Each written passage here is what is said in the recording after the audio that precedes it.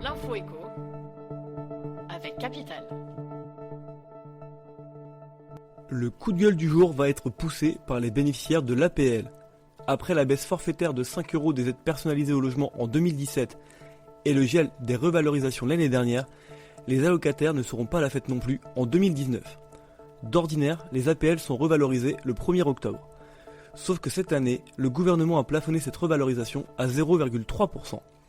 Cette disposition se traduirait par une nouvelle perte de quelques euros chaque mois pour les allocataires.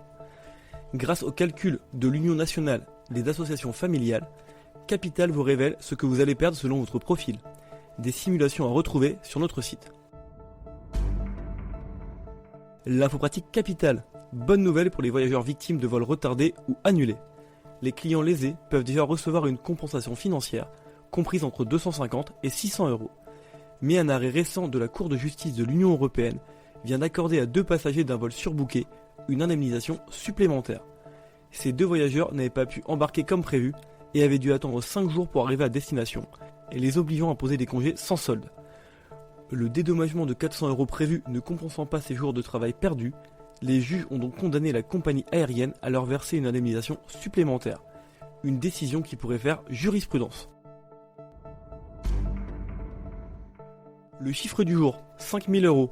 C'est le dédommagement offert par Booking.com à 2 voyageuses victimes d'une fausse annonce de location. Ces Françaises avaient loué une superbe villa en Croatie pour 6 240 €. Hélas, à leur arrivée, elles n'ont découvert qu'un terrain vague. Les jeunes femmes ont confié à Capital avoir eu plusieurs interlocuteurs de Booking au téléphone, peu disposés à les aider. De son côté, la plateforme indique leur avoir remboursé leur réservation, proposé un nouvel hébergement et offert une compensation financière. Une information partiellement confirmée par les vacancières. Selon nos informations, les discussions se poursuivent et Booking aurait fait une proposition de dédommagement de 5 000 €.